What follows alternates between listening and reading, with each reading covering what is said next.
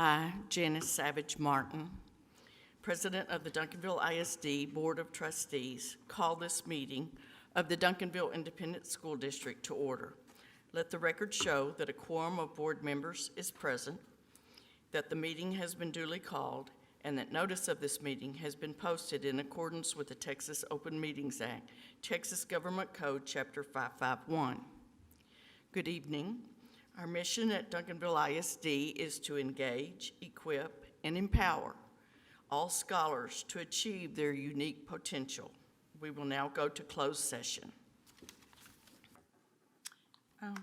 We are back from closed session. We will continue with our agenda items. No action is necessary from closed session. So Janet Veracruz will lead us in the invocation as we start the opening ceremonies, and the pledge will be given by Jackie Colton. Thank you, President. Please join me for a word of prayer. Heavenly Father, we gather together and come into an agreement in the wonderful and powerful name of Jesus. Where two or more are gathered, there you will be in the midst of us, and anything we agree upon as touching you will surely do. Lord, in Romans 8:28, you say, we know that all things work together for good to those who love God and to those who are called according to his purpose. Lord, we pray that everything would be executed with excellence and done unto you tonight, Lord. Help everyone to filter and focus on the things you know they need to change and improve. Lord, we look to you as our source and provider. Empower each person to stay unified in purpose of thought and heart. In his name, amen. Amen. Now please stand for the reciting of the pledge.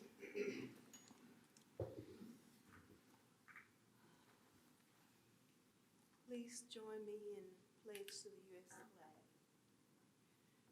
I pledge allegiance to the flag of the United States of America and to the republic for which it stands, one nation, under God, indivisible, with liberty and justice for all.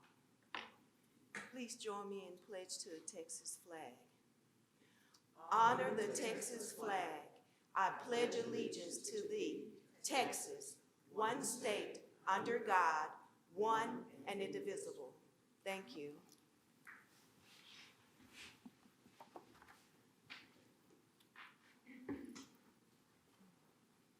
And next we have our superintendent's report.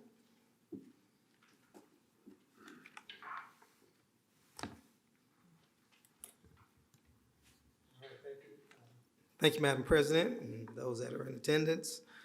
I have the following items that I would like to report on this evening. The first item is our Duncanville graduation ceremony. Board members, we had an opportunity to participate in that ceremony, and it was absolutely awesome. It was on June 7th, of course, the class of 2021. It was an outstanding class, and certainly had a ball seeing them accomplish this graduation ceremony. We had, in that class, we had more than 500 graduates that are attending a college or a university. We had 75 graduates earn a high school diploma and an associate's degree. This was the first graduating class of the Collegiate Academy, and we had several students gain an industry-based certification. And it was just an awesome opportunity. We got students going to universities. Out of a class of 983, we got students going to universities all across the country. And it was a great opportunity to see them graduate and accomplish that honor. I had total scholarships a little over $3.7 million, and so that was incredibly awesome. So we're really proud of the class of 2021. The next item, board, that I wanted to report is on the topic of the STEM national certification. The STEAM Academy at Kennemer Middle School, they've recently learned that they received the National STEAM certification from the National Institute for STEM Education. It's been a very extensive process that they've had to go through. The teachers from the STEAM Academy, they started working toward this certification in the spring of 2019 and completed the certification in the summer of 2020. And we had 5 teachers to complete 38 modules in order to gain this national certification. So it's an awesome recognition for the teachers that are working in the STEAM Academy. And it's an awesome recognition for the Academy and the qualifications of the teachers that will continue to grow our STEAM program. The next item that I have for you this evening is on the student COVID-19 vaccinations. Of course, we are continuing our efforts to mitigate the spread of COVID-19. The district hosted a student COVID vaccination clinic at Duncanville High School over in the West Gym. Want to have send a special thanks to the Methodist Health System for partnering with us to have a clinic on site for students who were 12 years old and older and had their parent permission to get the vaccination. So on June 4th, we saw about 185 students receive their vaccination. And according to the Methodist Health System officials, they said that number was better than what they'd seen at other clinics and other locations. So we're really proud of that. And then on Friday, June 25th, those same students will be returning to receive their second vaccination. Also, board, a few board meetings ago, we had a discussion centered around the Panther Cub mascot. And so I wanted to give you an update of where we are on the mascot last month. We reviewed feedback from stakeholders about all of the campuses from elementary to high school being unified under one mascot, the Panthers, which of course the board approved. And so we have our existing Panther logo that's used at the high school. That is now our official Panther for all of our schools. And so we've begun the work to get a more age-appropriate Panther at our other campuses. And so you see the more age-appropriate Panther there. That's a picture at Acton Elementary. They've already started to post the new Panther Cub. It's gotten rave reviews out there. So we are really excited about the work that's going to be going on all the campuses as we make the transition to our new mascot.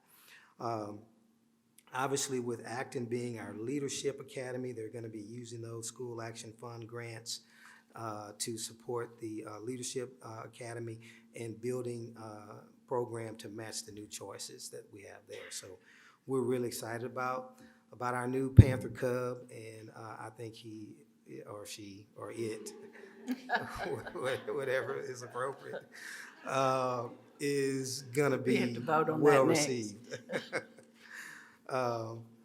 And then the last item that I have, you know, serving the role of a board president is not an easy task, especially in light of having to serve during a pandemic and during an election. And so I have been really proud to work with Ms. Cassandra Phillips. She has done an awesome job in her role as serving as board president and led us through some very, very challenging times. And so I have a presentation for Ms. Phillips that I would like to provide for her service as board president. And we'd like to take a photo, but this is a very nice crystal that we have recognizing Ms. Phillips for her service and her leadership and her commitment to Duncanville and her commitment to really bringing us all together. So if you could join me in recognizing Ms. Phillips and appreciating her service as board president.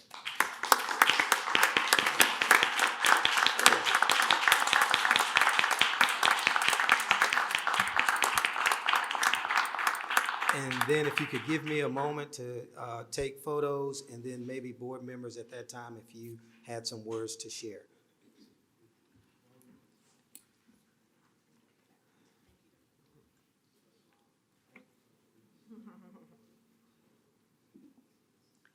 Ms. Phillips has been gracious to give of her time. I mean, she's more than a full-time employee with her own business.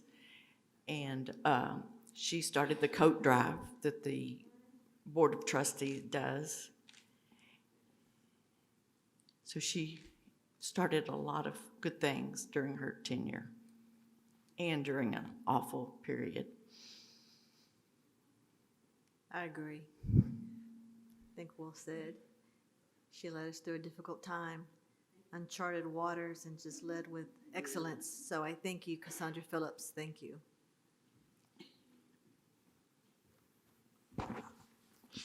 Okay, other board members have comments recognizing Ms. Phillips for her leadership during a very turbulent time. I do. Trustee Phillips, I want to thank you. You've been an outstanding leader of our group. You are a very kind person. You're very committed. You have a heart for students, staff, the superintendent, the board, and parents.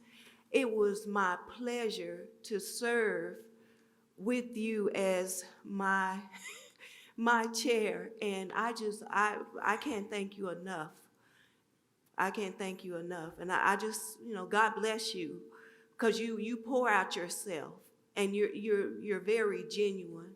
So thank you very much. I want to say that you took the time to involve everybody,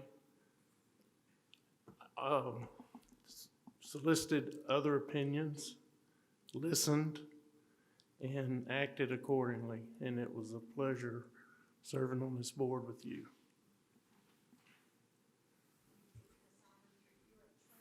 Can you turn your mic on, Ms. McLean? Thank you.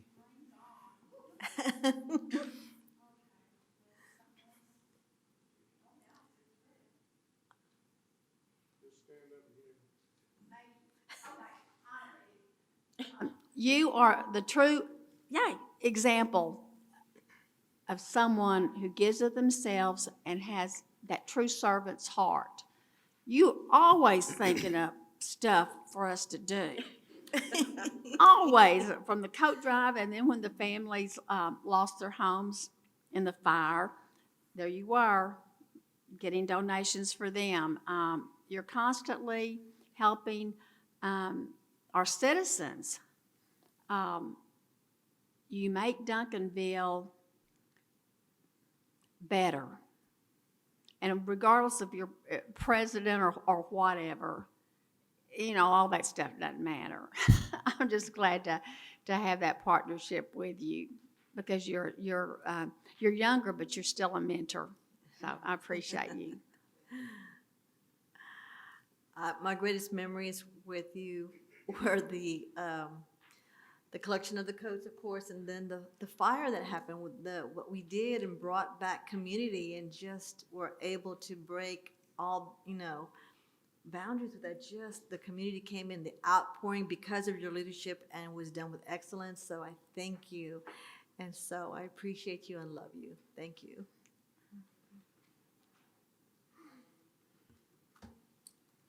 I just want to say it is a true honor and a pleasure to serve with each and every one of you, for our audience, for the students, for the parents, for our community. I am honored to be part of the team, so thank you all for allowing me to be me. Okay. Excuse me. All right, Madam President, I'll turn it back over to you. Thank you, Dr. Smith. We will now move to recognitions. I will turn the meeting over to Tiara Richard.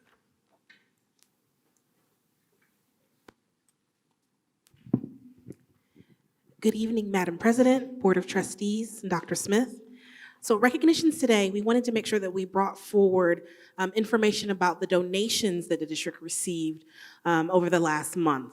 So you approved a policy where donations that are higher than $5,000, the individuals actually come in person. Every donation matters, though, and we know that. So we want to make sure that we're recognizing everyone who's donated and giving something to the district. And so first up, we have the Tamale Company, the Bodega, which is actually right here next to the plaza on Cedar Ridge. And they donated a $25 gift card to Daniel Intermediate School for their Teacher Appreciation Week. And up next, we have a donation from And Everything Nice. It's a longtime Duncanville business that I think many of us know.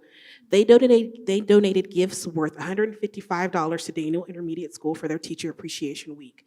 Those gifts included a Consuela bag, candles, diffuser, and key rings. So nice trinkets and gifts to be able to provide teachers. And next, we have Descuento, 75%. Miss Betty Salazar actually gave these gifts directly to Daniel Intermediate. It was gifts worth $85, again for Teacher Appreciation Week. They included speakers, storage set, serving bowls, a travel bag, and a memory foam pillow. And next we have Takeout Burgers. If you've been to Takeout Burgers, it's right here, again, close to the plaza on Wheatland Road. They donated a gift certificate also to Daniel Intermediate School for their Teacher Appreciation Week. And that gift certificate was valued at $20 and included 2 burgers, 2 fries, and 2 drinks.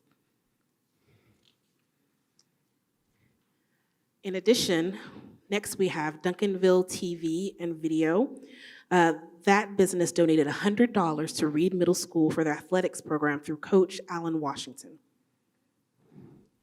And then last but not least, Dallas-Fort Worth Cares Mentoring Movement and Antioch Fellowship Missionary Baptist Church received a donation of sent a donation, of hand sanitizer to Reed Middle School, and that was valued at $3,456. And the hand sanitizer was 48 cases, and that was more than 1,000 individual bottles for the school there. And so I just want to stress the importance that anytime our community is willing to give freely to take care of our students, we want to make sure that we're recognizing and accepting those donations on behalf of the board. So thank you, board. Thank you very much. It is nice to hear about the donations, no matter how small. We will now conduct a public hearing to allow public participation in the discussion of the proposed budget for the 2021-22 fiscal year for the General Fund, Child Nutrition Fund, Debt Service Fund, and Compensation Plan. Dr. Bigby. Good evening, Madam President, Board of Trustees, Dr. Smith. As she said, by law, we have to hold this hearing. There's a brief presentation to bring you back up to speed on the budget, and then certainly answer any questions, and then if there is any public input. Okay, next slide. This year it's a 2-step process. You'll need to adopt the budget and then approve the resolution for a one-time payment to employees. If we don't approve this before the budget or at the same time that the budget's approved, then the state looks on it as a gift rather than part of the compensation. Okay, next slide. These are the same metrics that we talked about at the workshop.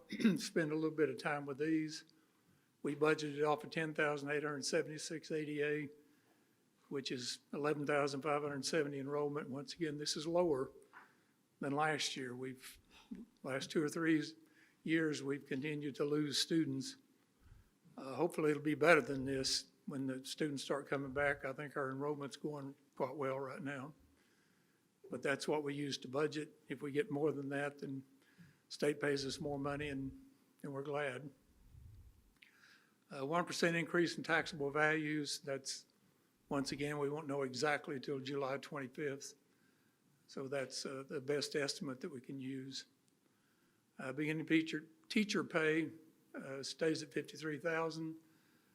There are no salary increases except for the ones that we talk about in this, and I'll go over that in a little more detail. We're going to ask you to approve the one-time payment in November of $2,500 for every full-time employee that meets the criteria. There'll be a resolution with that criteria on it. $100 adjustments to maintain integrity of salary schedule. This is so that we don't bunch up, and I'll just use the beginning teacher. Beginning teacher this year makes $53,000. That same teacher next year would make $53,000 since there's no percentage increase. And so the teacher coming in would make the same as a teacher with 1-year experience. So HR has gone in and adjusted salary so that doesn't happen. And it's $100 in most places, it's more in some other places, but it keeps the integrity of the salary schedule and keeps a person of 1 year less experience making more than, or the same amount as someone with more experience. So it's necessary if we want to maintain the integrity of our system. We talked about $32 more a month toward insurance.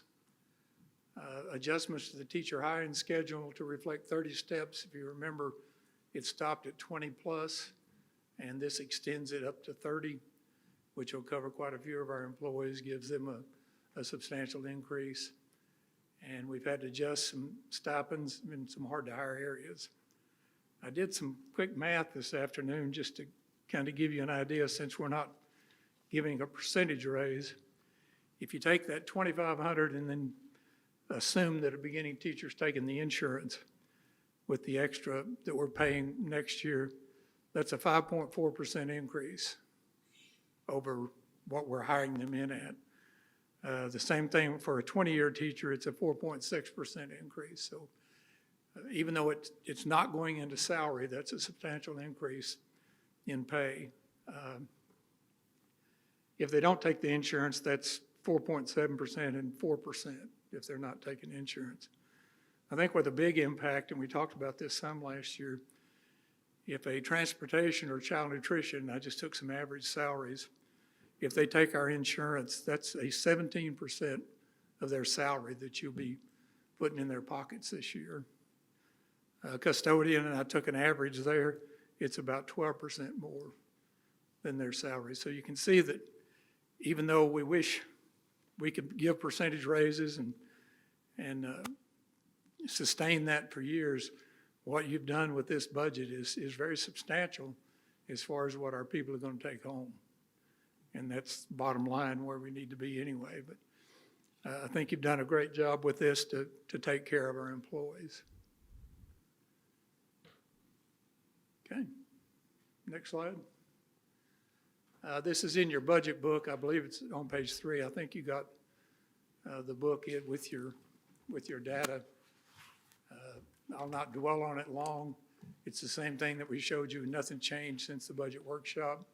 We are anticipating those tax rates being what they are, which is about a little over a 4-cent decrease in the tax rate. If the values only go up an average of 1%, then our taxpayers will actually see a decrease in what they pay in school taxes. You can see the fund balances. Once again, that's an estimation of where we're going to be. The auditors are here now, so that may change a little bit. So our total revenues in the general fund are 126, 362, 362. How that number came out that way, I'll never know. Child nutrition, a little over $8 million, and debt service, $18.7 million. Total of, we're asking you to approve a $153 million budget. Okay, next slide. This is a graph that represents the percentages. You can see 45.2% of our money are from local sources, taxes and other local revenue, 49.9% from the state, and 4.9% from the federal government. And that includes some of the ESSER money. Okay, next slide. Hard to read, but these are the expenditures. That should be on that same page of your budget book. Pretty well mirrors what we've done in the past as far as percentages in each area. You can see that those expenditure totals match the revenue totals. So we've brought you a balanced budget. You can see the ending fund balances. We don't typically project at budget time that we're going to add or subtract from fund balance, so that's just carried over from the year before. Okay, next slide. You can see how this is broken out. 6,100 are payroll costs.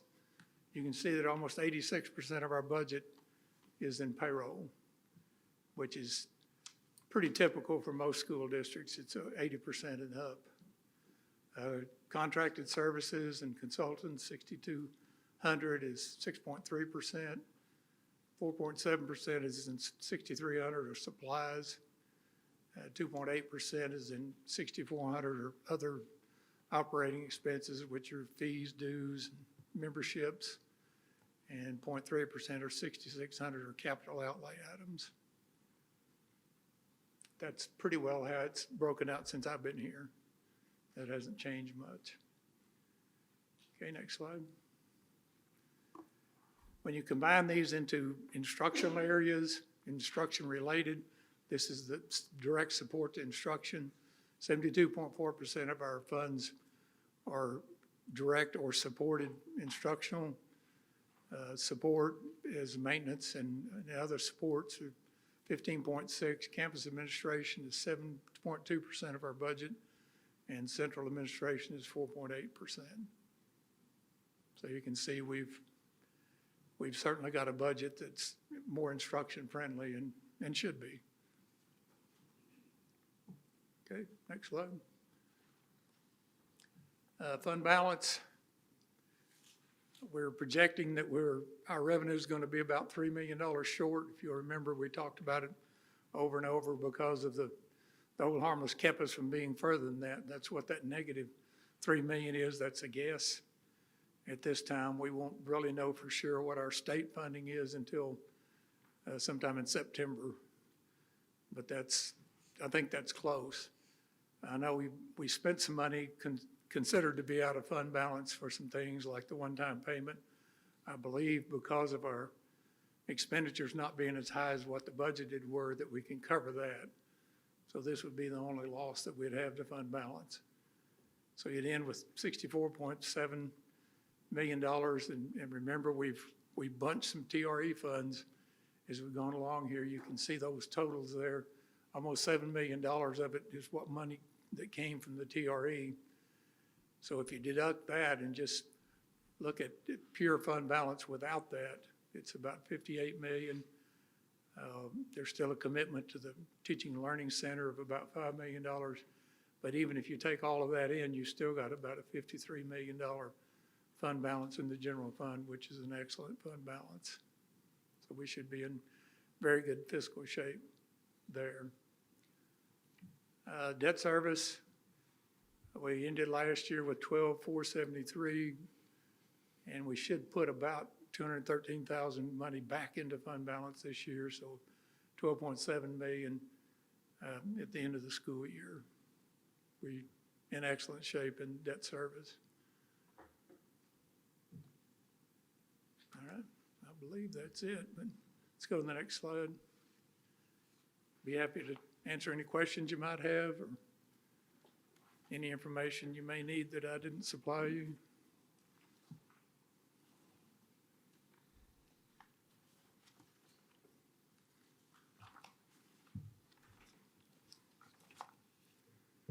If not, I'll get out of the way. Okay, Thank you. thank you. Are there any more? I do have one, public comments on the budget hearing.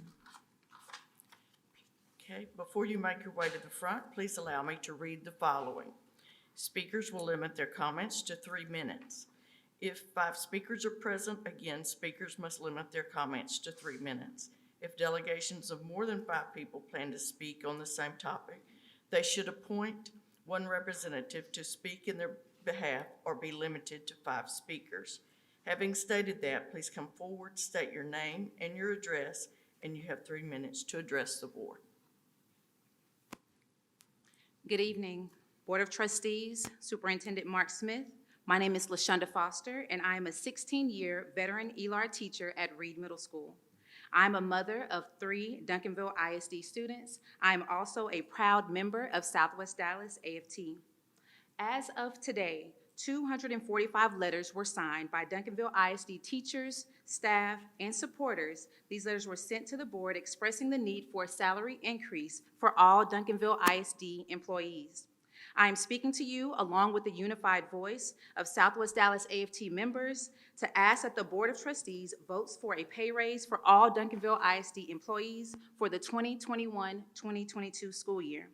In the 2020-2021 school year, teachers and staff expressed their concerns about pay and adequate compensation amongst an ever-increasing workload in the midst of a pandemic. Recently, Southwest Dallas AFT members and non-members took a survey showing that 80% of teachers and staff want a pay raise. Duncanville ISD is falling short of attracting and retaining highly qualified employees. When comparing Duncanville ISD's pay scale to nearby districts, Duncanville ISD is not competitive. For example, there's approximately a $3,000 salary difference for a teacher with no experience when comparing salaries with Mansfield ISD and Irving ISD. The gaps are even larger for veteran teachers. For example, a 10-year veteran teacher in Duncanville ISD earns $55,000 per year, while in Irving ISD, that same veteran teacher would earn $63,763. These disparities are alarming. The City of Champions is losing this race. Not only is Duncanville ISD losing new and veteran teachers to neighboring districts, but it is also losing out on an opportunity to demonstrate its dedication to the teachers, staff, and the students it serves. I ask you to provide a pay raise that will allow us to retain and recruit highly qualified employees in the district that we all call home. Thank you for your time. Thank you. Are there any more speakers? The hearing is now closed. We will now move to communication from citizens to discuss pending agenda items before the board. And there are none.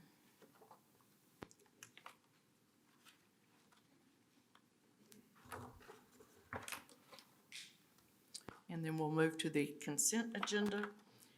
We need to consider approval of consent agenda items. All items may be acted upon at the same time by the Board of Trustees. Do I have a motion?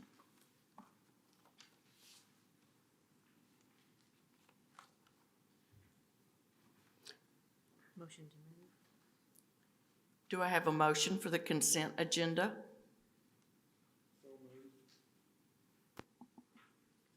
Second. Are there any questions, comments, or discussion? All those in favor of the consent agenda, please raise your right hand. Motion carries 7-0.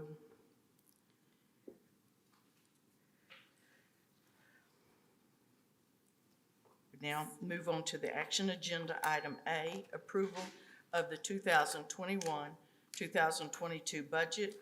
The presenter again is Dr. Ed Bigby.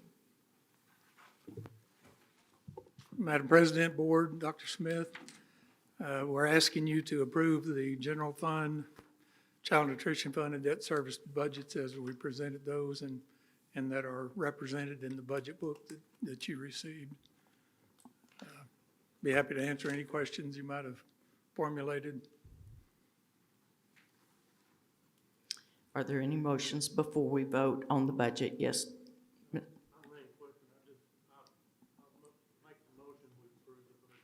Okay. Is there a second? Second. Okay, are there any questions, comments, or discussion? All those in favor of the budget as presented, please raise your right hand. Motion carries 7-0. Thank you. Madam President, may I have Kathleen Brown come up? Ms. Brown, can you please come up to the podium, please? I wanted to be sure that what you just approved is captured so that everyone can have a clear understanding of the stipends and the insurance and the other factors that we have included in the budget process for our teachers. Okay, good evening, Madam President, Dr. Smith, Board of Trustees. And so I'm going to speak to the stipends and things that have been, that are included. One of the things that is included are the bilingual teacher stipends and the sign-in bonuses. Our bilingual teacher stipends and sign-in bonuses have increased on this current year. The stipend, is $4,000. With that, it will increase to an annual $5,000. So that's an increase of $1,000 each year. Our current sign-in bonus is $5,000. It will increase to $7,000. And so that is a substantial increase. And with that, we are hopeful that we'll be able to recruit and retain quality staff in that area. Also, as far as sign-in bonuses are concerned, some of our areas are hard to fill areas at the secondary level in the areas of math, science, our English 1 and 2 and U.S. history, which are, and of course, EOC testing areas. Those areas, including foreign language, would also increase the sign-in bonuses and annual stipend. The annual stipends in those areas would be $3,500, which is way above the market in our area. So it's very important for us to know how we compare when bringing people into the district. Also included are CTE teachers and special education teachers. All special education teachers who are fully certified, CTE fully certified, would receive a sign-in bonus and a stipend as well. As far as the CTE teachers are concerned, there are two areas that are more difficult to fill than any other area, and that's where the annual stipends come in. Those areas are health science, which is one of our largest pathways at the high school. It's huge. And so a lot of times, in order to find individuals to teach in that area, we're finding people out of the medical field to come in. So I've been a nurse or a nurse practitioner. I'm coming in to teach a course at the high school because that's very beneficial to our students. And then also computer programming is the other area. That starts down in the middle school. Our STEAM Academy has a computer programming teacher, and the rest of them are at the high school. They also receive an annual stipend.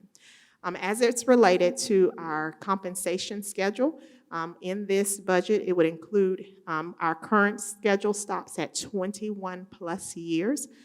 With this budget adoption, it would increase to 30 plus years, which helps us to be very marketable in the area. And when I talk about the market, please remember that we are on a hiring schedule and not a step schedule. That step schedule tells you what a person coming in with that number of years makes. I will use the example that was used with a teacher with 10 years of experience making $55,000 a year. That is a teacher who is new to Duncanville ISD.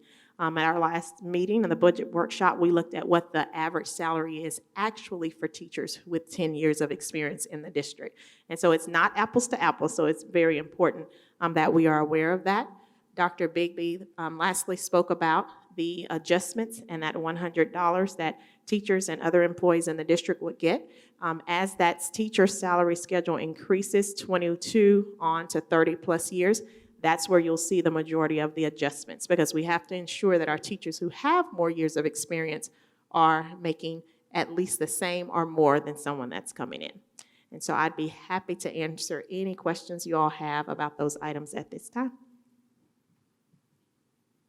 I just want to say thank you for that breakdown. I appreciate that. Absolutely, my pleasure.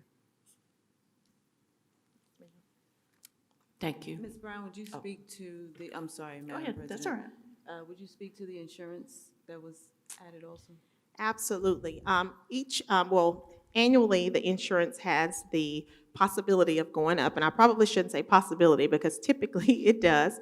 Currently, on our high deductible plan, if an employee takes insurance just for themselves, the amount that the district contributes to that leaves the employee paying only $96 a year. And so one of the things that's very beneficial that Duncanville, that you have done as a board, is as that increase has gone up, that price for the employee to carry that high deductible plan for themselves, as that has increased over the last however many years, our employees have not seen an increase because you've matched that increase every year. And so that's the $32 on top of what we already pay that Dr. Bigby was speaking of, because employees would not see any increase. A lot of times when a district, you may see neighboring districts, just to put it in another way, that may give, let's say they gave a raise. A lot of time that raise is just enough to cover the difference in the insurance that they're gonna see. So a lot of times in districts, that's how the raise is calculated. As a board, you haven't done that in the past. You've done sometimes both, where you've given a raise and increased the insurance contribution as well, or given a one-time payment and still match that insurance as well. And so it's important, sometimes if you're not in the weeds of it, you don't see that. But a lot of times that raise that someone is getting, they will never feel it because they will pay it if they take benefits in the district. I hope that helps to clarify. Thank you. Yes, ma'am. Madam President. Yes. I just wanted to state for the record, you said $96 a year. You No, meant- it's per month. You meant per month? Yes. Okay, I just Yes, wanted to oh, say- we wish, but no, ma'am, it's $96 per month. I apologize. No, Let that's me be okay. clear. I knew what you meant. I just wanted to put Yes. that on the record. Okay. Okay, thank you. Thank you. And we are through with that. We will now move to action item B, resolution for one-time payment to employees. Again, Dr. Ed Bigby. Now, since you've instructed us to provide this payment, there's a resolution that mirrors the one you approved last year, with the only change being the 2,500 rather than the 2,000 that you did last year. There's certain stipulations for people to be awarded this. They have to be on staff or employed by September 1st of this year, or 2021. And they have to be TRS eligible, which takes care of just about every one of our employees. And they have to remain employed up to the date that the check's issued. And oddly enough, we had some people that terminated their employment 2 or 3 days before the check last year. But this is the same criteria that you approved last year. Didn't change anything. You're welcome to change any of that you might want to. But this covers virtually every employee that we have. And there is a resolution that, if you choose to do so, that you'll need to approve. Happy to answer any questions. I'll make a motion, we approve the resolution. Second. Are there any further questions, comments, or discussion on this one-time payment? All those in favor, please raise your right hand. Motion carries 7-0. Thank you.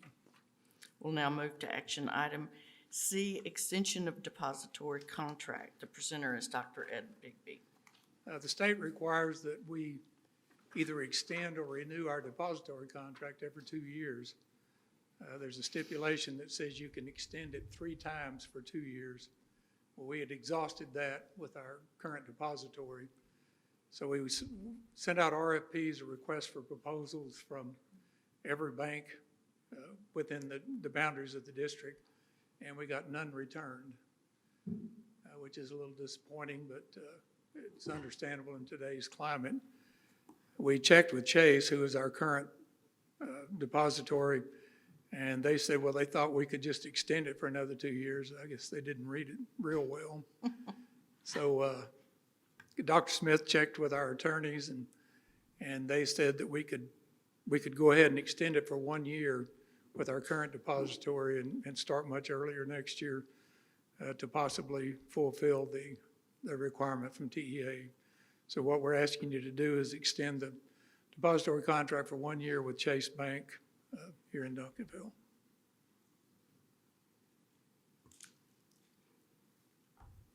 Are there any questions, comments, discussion? Yes, ma'am. I have a question, Madam President. Dr. Bigby, which banks did we extend the proposals to? There was 7 of them that were located within the boundaries. I'll get you the names of them. Thank you. I would like to see if Frost Bank is on that list. Frost Bank? Frost, I'll make sure. thank you.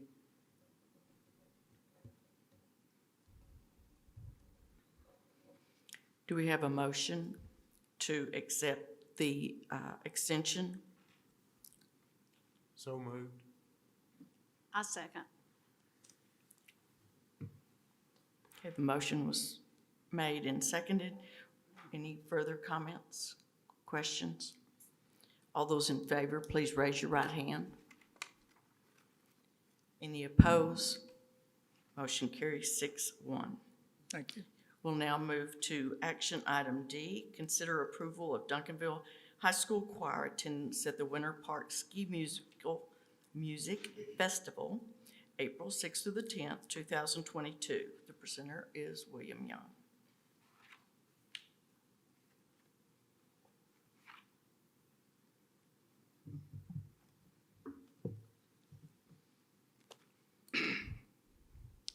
Greetings, Madam President, members of the board, and Dr. Smith.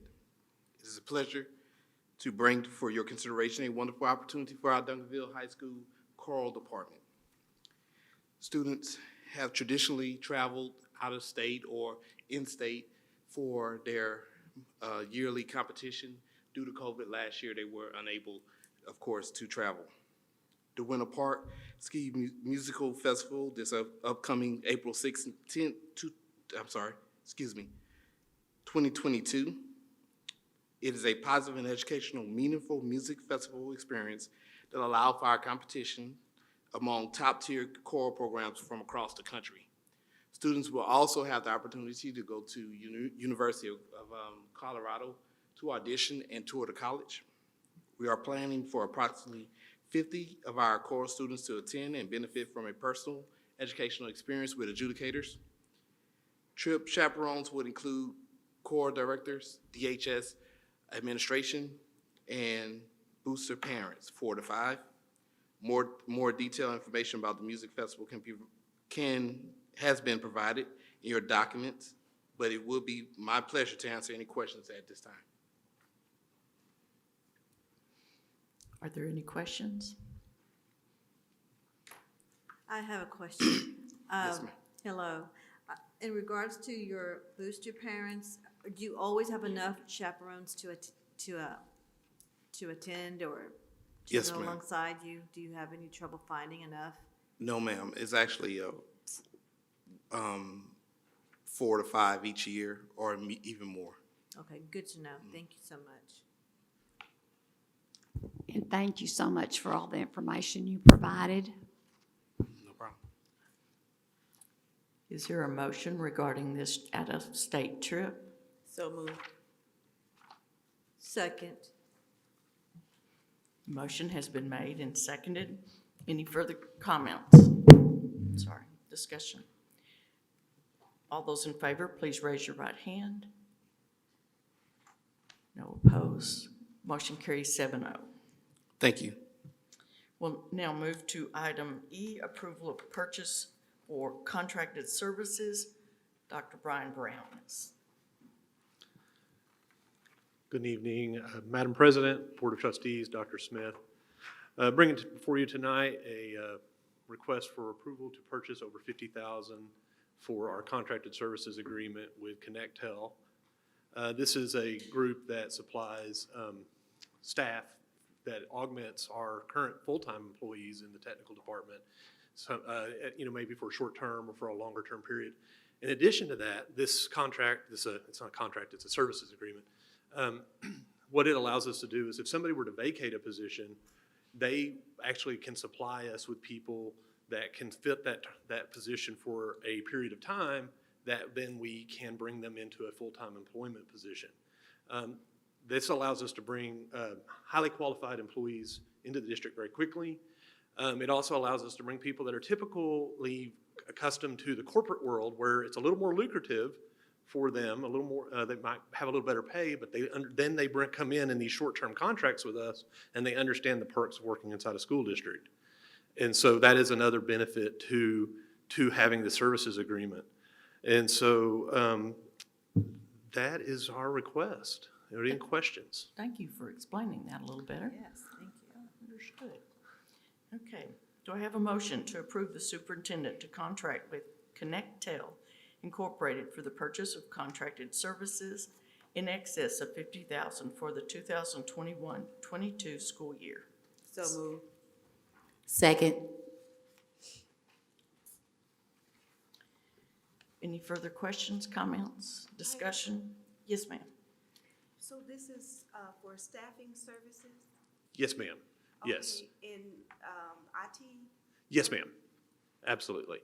So, for example, I'll give Brandon Thomas there as an example. He's our network engineer, and he was brought into the school district a couple of years ago under a contract with a different company, but same exact scenario. He was brought into the district to fill a need, and he has been converted to a full-time employee and has been with us for over 2 years now, right?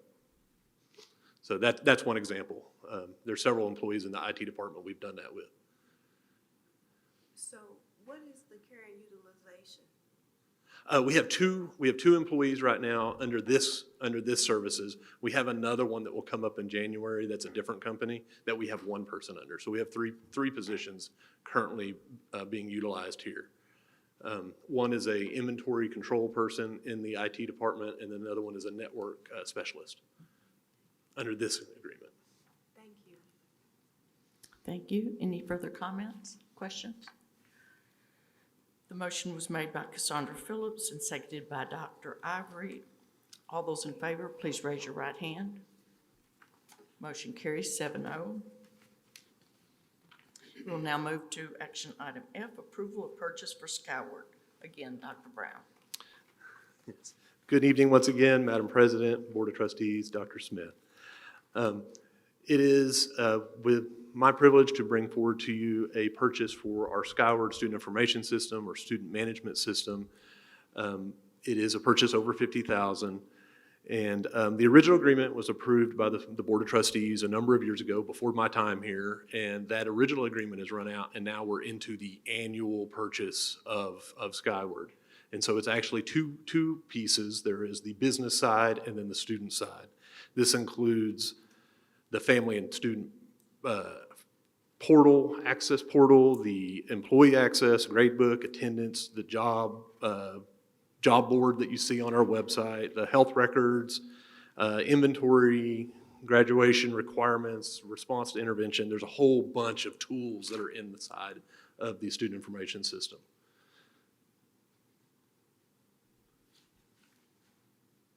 Okay. Do I have a motion to approve the purchase of Skyward School Management System?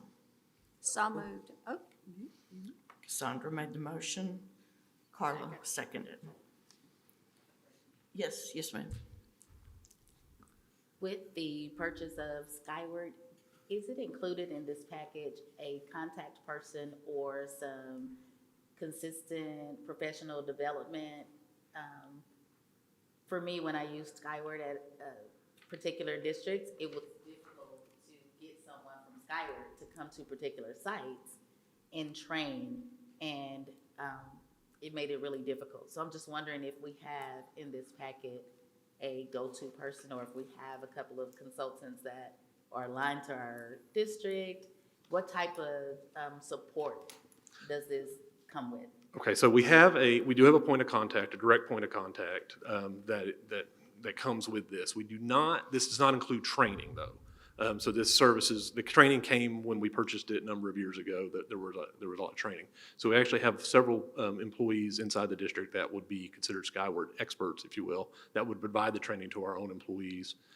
Additionally, we have certain individuals inside the district that have a way to escalate tickets to Skyward. So if there's an issue or somebody has a question that we can't answer internally, then we do have a point of contact to go up to Skyward and get assistance. In addition to that, Region 10 has a help desk that we're able to contact to Region 10's help desk as well. Great. Thank you. You're very welcome. Ms. Kalachika, did you have a comment? He covered it when he Okay. mentioned we do have an agreement with Region 10, and that's who provides our training throughout the district. Very good. Thank you. Yeah, forgot about them providing the training as well, sorry. We've had a motion and a second. All those in favor, please raise your right hand.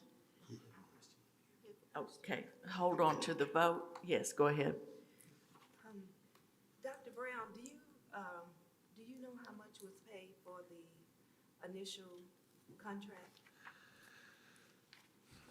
I do not off the top of my head. I do have those documents. It was a lot more than this, but I don't have an exact number. I could get that for you, though. Okay, now we'll vote on the motion. All those in favor, please raise your right hand. All opposed, none. Motion carries 7-0. We'll now move to action item G, authorization for superintendent to hire contractual personnel until the August board meeting. Dr. Smith. Yes, ma'am. Thank you, Madam President. So, Board, this is a critical hiring season, and so we're moving fast and furious to try to get the best and brightest members of our team. And so over the next couple of weeks, we'll be doing lots of interviews. And so what I'm simply asking is that the board allow me to be able to move forward and hire, offer contracts to key employees between now and our August board meeting. After the August board meeting, we'll go back to normal practice. I just want to capitalize on this probably 4-week, maybe a couple of weeks after July 4th week, that peak period, to get individuals hired so that we don't have to wait until the July board meeting. So moved. Second. Okay, the motion has been made and seconded. Is there any discussion, comments? All those in favor, please raise your right hand. Motion carries 7-0. We'll now move to information and discussion items. The first item is the district energy contract, and the presenter is Andrea Fields. Good evening, Madam President, Board Trustees, and Dr. Smith and waiting audience. Tonight it is my pleasure to present to you our consultant, Mr. T.J. Emoyan, who will be speaking to you about our electricity contract procurement process. Board, you will recall in December of 2020, and that seems like a long time ago, but not really, we asked you to approve our energy consultant. And we, at that time, you approved Texas Energy Aggregation, who Mr. Emoyan works for as the president, has been working on our behalf over these last 6 months to work through the process of securing a retail energy provider for us. Our current contract ends in February of 2022, and so we are feverishly working, as you can imagine, and he's going to share this. The market has been quite volatile with the snowmageddon and, of course, COVID-19, and so he will explain to you, walk you through the steps that we've had up to this point, and then we'll come back because we're going to ask your support for something that's really important to us as we can try to lock in pricing in the next few weeks. So Mr. Emoyan come as the president of Texas Energy Aggregation, and he has his lovely wife, Leanne, with him tonight.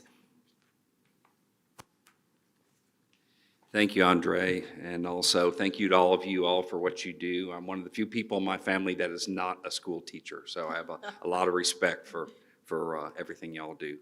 So we're hired to take a very complicated process and try and simplify it because these things are very, very complicated. So we're gonna just run through very quickly what we do. My company I started 19 years ago. We're the selected vendor by the state of Texas. By the comptroller's office, so we buy all the electricity for the prison systems, for TxDOT. We served about 100 different municipalities, including school districts, and done by now well over 3,000 energy contracts, so we're pretty familiar with the process. So just next slide, please. A little bit of background here. You're currently spending about $1.4 million per year on electricity, and you can negotiate your electricity before the current one runs out, which is what you like to do so you can follow the market and choose the best timing. Right now, we're projecting we have 6 to 10% increase since this was put together about 3 weeks ago. It's up seasonally from there. So we watch the market and try to find the best time to lock in because it's like gasoline. The price goes up and down all the time. So timing is much more important than which energy company you select. So as Andre said, our company was selected. We went through a state-approved vetting process. We've just gone through the season of renewing all the state clients. And consistently, we've had 3 different energy providers that pop up as being reputable, price competitive, and then also financially stable because since the Winter Storm Uri in February, several different providers have gone bankrupt. So we look very carefully at that because if they go out of business, you don't lose your power, but you're put out on the market generally at a bad time to go looking for another provider, and we don't want that to happen.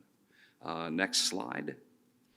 So the process, how we do this is we as we're looking at things right now, current market conditions, inflation, some of the other costs, we think that right now is a good time to lock in a new contract and long before this other one expires. As I mentioned, the price is volatile and it changes often, so we like to watch for that. And then each of these supply contracts, they're going to include allowances for fluctuations in usage, which I'm certain that you all have had over the last year. So we projected what that might have been or could have been and will be next year. That's also part of it. So, and then the next slide, so when we make considerations for procurement, lowest cost, price is always the number one thing that we're going after. I can tell you right now, the longer terms, which are 5, 6, 7 years, are the best rates, far better than the shorter terms. Also, with inflation occurring over the course of these longer term contracts, they become more valuable because if you were to go out and renew it, inflation would, you get hit by doing shorter term contracts. So also we're encouraging providers, several of them offer some added value type things. I'm sorry, I'm out of order here. So we're also looking at renewable energy options because that's on the mind of a lot of the school boards that we deal with. What does our carbon footprint look like? What are we doing? The Metroplex is a non-attainment area. We can't build any more fossil fuel plants anywhere near. So renewables are an option, and actually on some longer term contracts are now cheaper than fossil fuel power, which is pretty exciting for a lot of folks that have worked in the industry for a long time. But price is going to be our top consideration. So as far as added value things, there are some added value things that they offer, such as energy audits. I've been working with Joe Paterka since he was at Belton ISD, so for I think 12 years we've known him and assisted him. We've looked at all of your electric meters. We found some things that could be potential overcharges, and we've worked on that. Some of the added value things that are offered, one of them is it's a small solar array that you might put to use as a teaching tool, and it's also, I'm sorry, it's not STAR curricula anymore. It's a TEACS curricula. Anyways, they will fit in with teaching curricula to teach science, engineering, economics, meteorology, things like that. So there's, from time to time, some good things are offered. If prices are very close or negligible, then we will use those added value services as a criteria for selection, but it's not the foremost criteria. Once again, we get right back to price. So next steps in this process is that we're asking energy providers to submit their contracts for legal review, because when it comes time and the market is down, we need to act in a very, very short window. So we want to get any legal issues worked through. So we'll work with your legal department in reviewing those contracts to make sure they pass muster for all of your procurement needs. And then Duncanville will designate a team that's going to review final bids and select the winning provider and term length. And then also, after that, we'll work to make sure that everything gets switched properly and accurately during those times, because a lot of times that's when things will fall through the cracks. So we'll make sure that's done correctly, and then we'll be along with you where if you don't want to deal with the energy providers, you can deal with us. And we don't talk to customer service, we talk to the management, or I always say if you want somebody to answer the phone immediately, call sales instead of customer service. So that's the people we work with. I guess next slide, just any questions, the most common questions we deal with. One is about our company or our background, about the legal purchasing process to make sure that this has been fairly and legally bid through an RFP process, and then in regards to renewable offers. Are there any questions? Okay, Jackie. Thank you very much for your presentations, very informative. So you had mentioned long-term contracts, 5, 6, 7 years. What is the pricing structure of electricity? I'm sorry, you asked, the question was The pricing structure. pricing structure. There have been times over the last 20 years when the shortest terms were the cheapest rates. Now, the longer terms are cheapest rates, partly because of we don't have as much generation as we need in our ERCOT grid, which has led to some very high prices. It's incentivized where if the price goes up, we bring in more generation. So what we're seeing is longer term contracts are generally the cheapest prices. We're seeing some, and it's different for every customer. The larger the customer and the more consistent they buy energy, the better price they can get. We just locked in a contract for TxDOT, and I want to say they were about 3.3 or 3.4 cents per kilowatt hour. So one of the problems is our power is so cheap now in Texas that we're having a hard time incentivizing more generators to come here. So it's naturally pushing prices higher. So for that reason, along with, like you said, almost everything, the price goes up.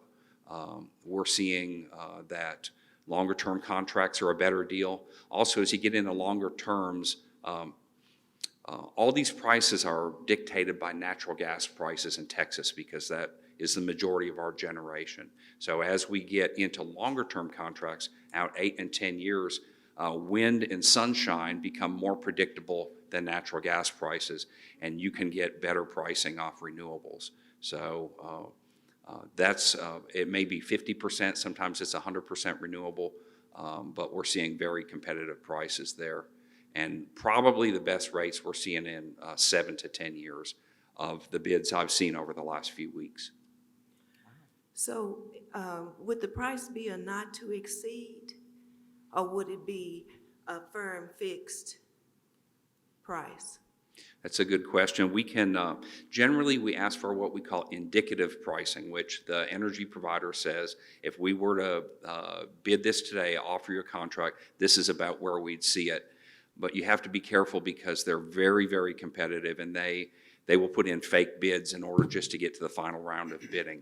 The fact that we've already cut this down to 3 bidders should simplify that. But then when we actually execute, which, and I might have left this out, one of the things that we need to do is we need to find a person that can sign within about a 2-hour window, because having 24 or 48 hours or a week, which a lot of school districts will do that out of convenience, they don't realize that energy prices are moving every 15 minutes as we're speaking, and that extra convenience will, that means it's risk for those providers. If they give you a rate, they have to hold that rate open for a week. They're going to have to pad those numbers for all that volatility. So if we can shorten that window up, that's another trick to getting you all the best rate.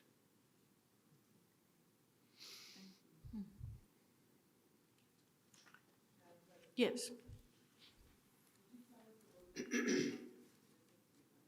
Sure. What was your question? I'm sorry. Oh, got it. The question was just a little bit more about our company. I started the company in 2002 and started working mostly with nonprofits and churches because that's kind of where my heart was. And over the years, I grew the company. And after about 15 years and about the 10th offer I'd had to merge the company with another company, we merged with a larger company.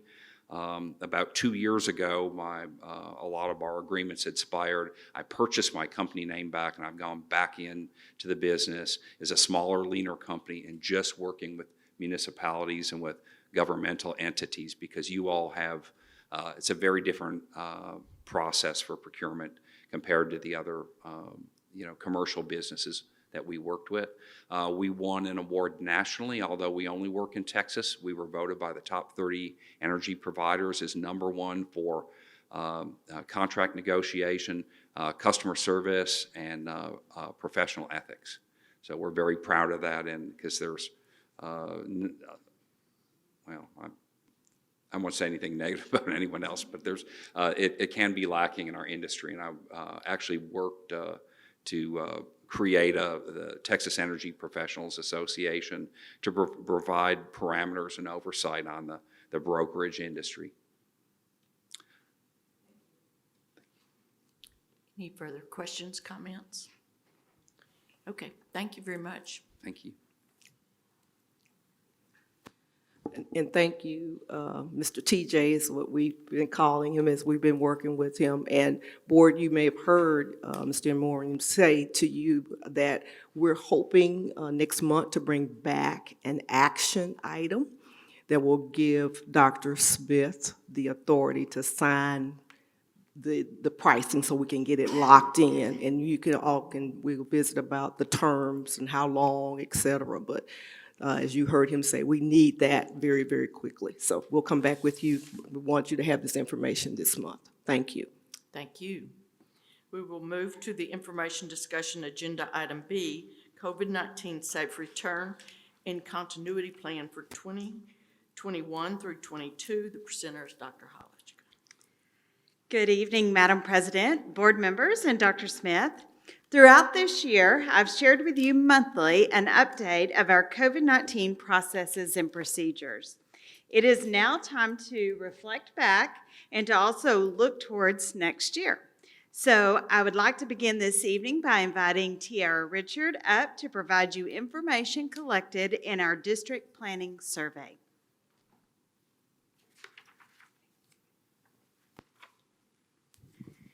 Good evening, Madam President, Board of Trustees, and Dr. Smith. I wanted to point out that in your board book, you had a different presentation than you have today. So there's an individual handout that should be on your desk. Yes. Essentially, you have some more updated information here. So to close out the 2020-2021 school year, the district conducted a survey to gather feedback on this very unique school year we've had. The information collected in this district-wide survey provides us with the information to guide us as we reflect on what we accomplished and then continue planning for the upcoming school year. So again, this is information from K-12 Insight. It's a vendor we've used over the last few years to support our survey needs. And this information came and was finalized just last week, late last week, which is why you have the updated presentation in your hands. The survey was publicized from May 13th through June 8th through email, social media, and the district website. The survey asked, there's two types of surveys, one for parents and one for staff. And the key focus areas included safety protocols, technology, safety measures to continue district communication, and overall quality. So in speaking with K-12 Insight, I think it's important to show and help you understand that when they do these sort of surveys all over the nation, they talk to school districts all over. The vendor who we were speaking with mentioned that she was really excited to see the positive overall response from both our families and our staff. The survey was conducted at the end of the school year. So it's a time when our parents and our staff have been surveyed a lot this year, more than normal, because we needed that constant feedback. And so they were tired. Generally in those moments, you'll get some you'll hear about complaints and those sort of things, but we did have an overall positive response to what we accomplished this year. So here in this first slide, we asked for feedback on how the district did overall regarding safety, the learning environment, meals, transportation, and more. So we saw a solid positive response from both parents and staff. To point out, this top bar is parents. The second bar below is staff. And for this purpose is to sort of understand the positive that you're seeing there. If you combine the green, which is excellent, with the good, which is blue, you see that both parents and staff had a 79% overall positive response. You know, we're always trying to move the needle forward, but that is definitely a positive response from our families on the work we did this year. Next slide. So the next two slides are about safety protocols. And because this year we had quite a few different safety protocols that had to be added.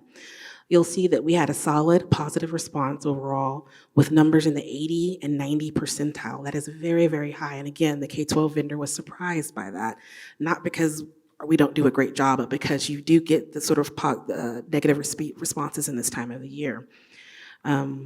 Your parents are represented by the green bar at the top, and staff are represented by the blue bar. And this slide specifically looks at the strongly agree and agree category combined. And in that positive area, we had a lot of positive feedback when looking at overall health and safety, face coverings, and the cleaning process. Next slide. And so again, safety protocols continuing forward, we see much of the same. Again, you have a 90 percentile response for our parents regarding the responsiveness to the ever-changing elements of this crisis, and that gives you an idea that we were staying on top of that. The lone section to drop a bit was the response from staff in that last category, that last bar section, where it dropped to 72%. That's that last line. Again, we're always looking to just increase and move the needle forward to improve, so we'll have to dig a little bit more and see what the reasoning is behind that. These surveys give us a big picture, and it's up to us to dig in and figure out where that's coming from. And so that's a piece that we'll do moving forward. However, over across these two slides, you see that we had a solid positive response when it came to safety in the district. Next slide. And safety measures to continue. This slide really looked at the mask or face coverings issue. And of course, everything changes. When we initiated this survey originally, we were still required to wear face coverings, but the governor changed that while the survey was still active and live. And so it does give you the feedback, at least from our parents and our staff, that they appreciate the fact that the district has made the decision to strongly encourage the use of face coverings and masks for the new school year. So it reinforces a decision that you guys have already made. Next slide. In the next slide for technology. On this slide, there we go. On this slide, we only surveyed parents when we were talking about technology. And actually the technology department conducts a survey each year of students, staff, and parents through Bright Bites. It's very specific and looks at the technologies being used. This survey, what we're looking at here, focused on the outlying differences and the elements that we did during the pandemic. So here we had a solid positive response, and then some outlying differences when it comes to the top two bars in particular. When you think about the Wi-Fi hotspots and how they were distributed, every person did not utilize one or receive one. When you think about the Wi-Fi buses, everyone did not utilize or take advantage of that service. But the people surveyed here, you see the response from that. So it's good to see and have that information there, but the better place to gather that data is where we're collecting it. Like Ms. Fields came before you a few months back and told you about the Wi-Fi buses and how it was used. So that's a better place to sort of gather that data, but it does help you to see a little bit of it here in the responses to the people who responded to this survey, in particular the parents.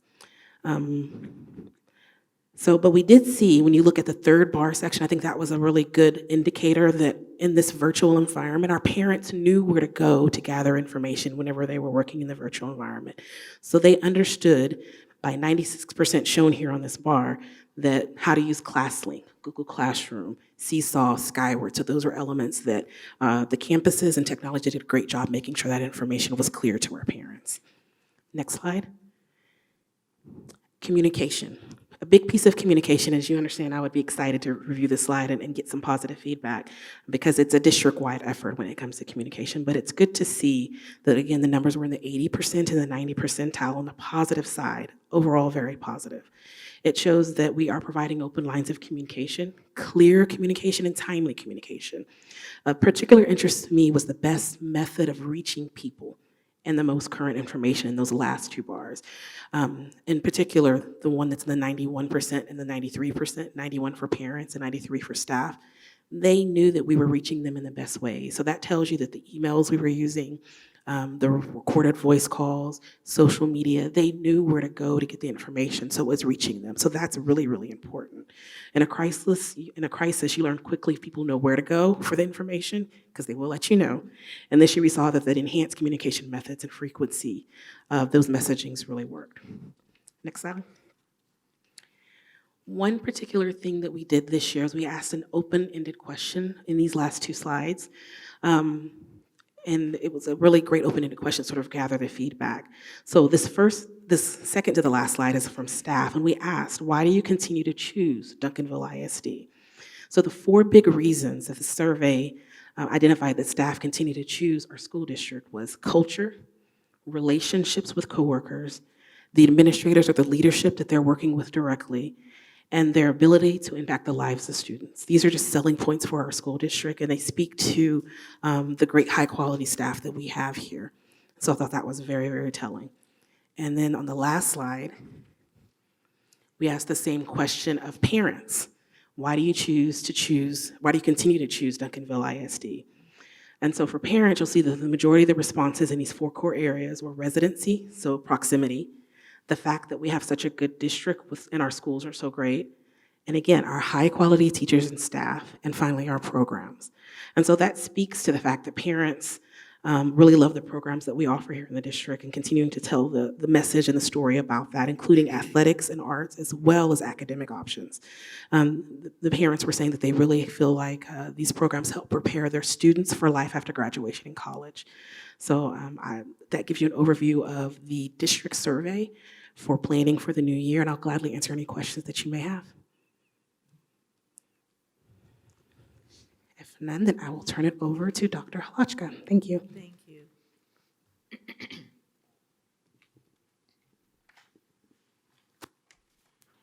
Thank you, Mrs. Richard.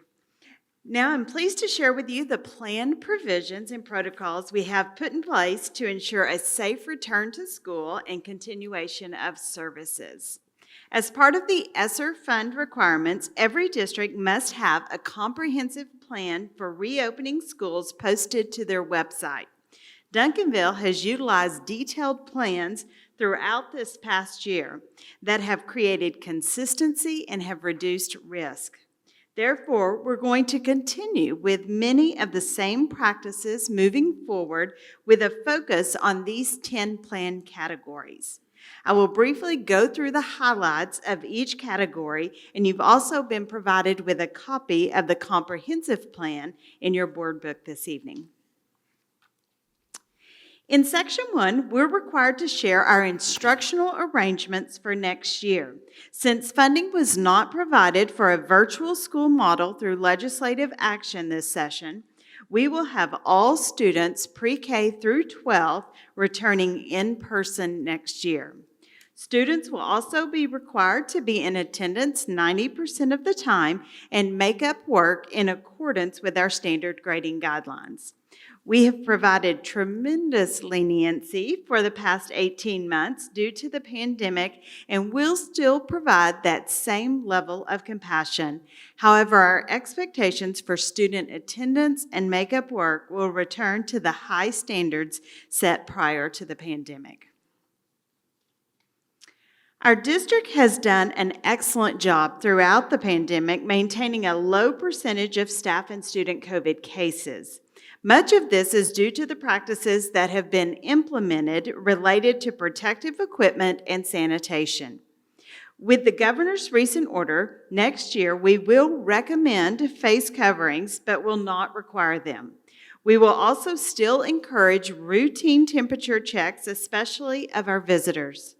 Social distancing will continue at a distance of 3 feet, or students will utilize their face or desk shields as a precautionary measure.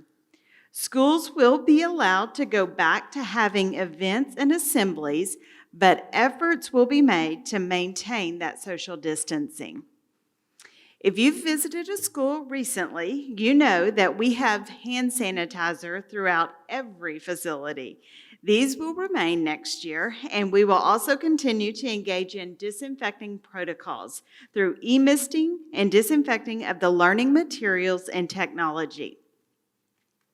From the school buildings to school buses, we will continue with cleaning and sanitizing to ensure the safety of students and staff remain our top priority. In our plan, we also address the question we often receive regarding vaccinations. We will not require staff or students to get a vaccination for employment, enrollment, or extracurricular participation unless this is something that becomes a mandatory requirement at the state or federal level. Although we appear to be on the other side of the pandemic, we know that the trauma our students have faced is significant. Therefore, we will continue to provide the same level of social emotional supports as we have during the pandemic, and will also work to add additional resources and training to assist our teachers, counselors, and administrators in working with students as they return to school. Although we would like to think COVID is over, the reality is that there are still some cases, and we need to remain vigilant in protecting our staff and students through ongoing monitoring, quarantining, and contact tracing. We are not going to require a daily screener, but when students are symptomatic, our nurses will determine when a student should be quarantined. By having a nurse on every campus, student symptoms can be consistently monitored. Symptomatic students that are not vaccinated will be required to quarantine a minimum of 7 days and potentially 10 days unless they have been symptom or fever-free for 24 hours and can provide a negative COVID test or a doctor's diagnosis of another illness. If a student or staff member does test positive, they will be required to submit a notification as they have this year and will quarantine a minimum of 10 days.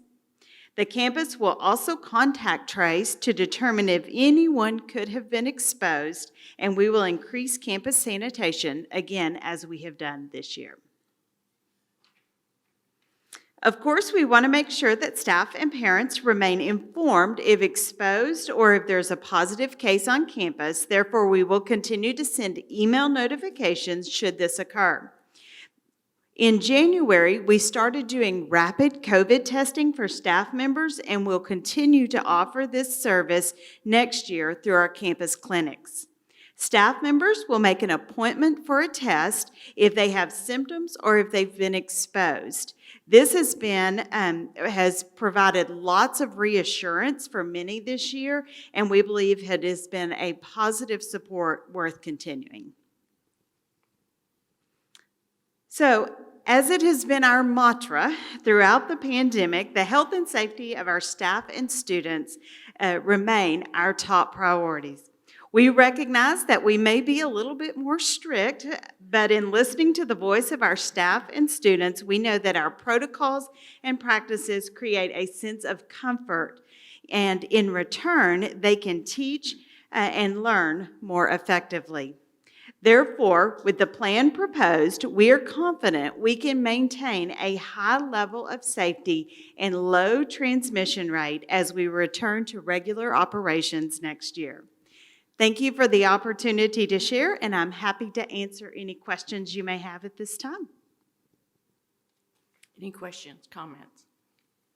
Thank you. Thank you, Dr. Elijah. Thank you. We will now move to communication from citizens. There are none. Being there's no further items to discuss, the meeting is adjourned.